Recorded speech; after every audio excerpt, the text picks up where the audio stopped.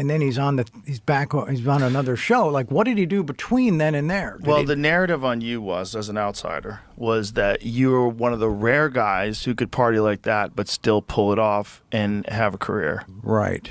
And I think your ex-wife had said that she never worried about you. You would always land on your feet.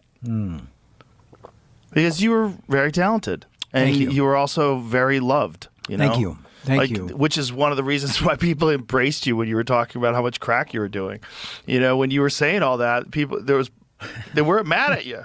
They're like, he's fucking partying. You know, it was a very odd time where so many people who don't admit that they party, you know, because of their job or because of whatever. Right. You know, they try to like keep it hot, you know, hidden under wraps. Right. And you were doing a live interview with this lady.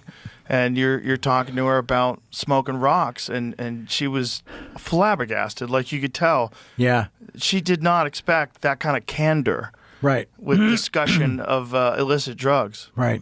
It was just like, nobody ever done that before. Well, she asked. I mean, right, but nobody ever embraced it the way you did it. Right. Everybody else is like, well, you know, it's a terrible time in my life.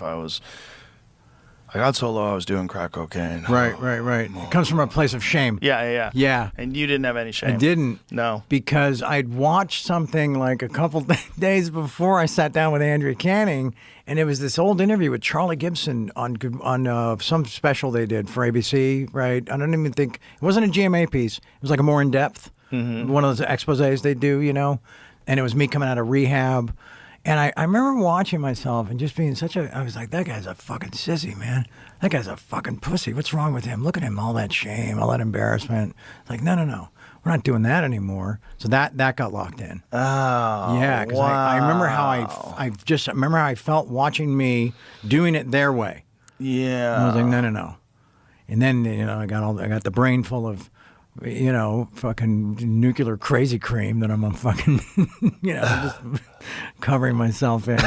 And yeah, that's what 2Ks. That's like the donuts, right? Right.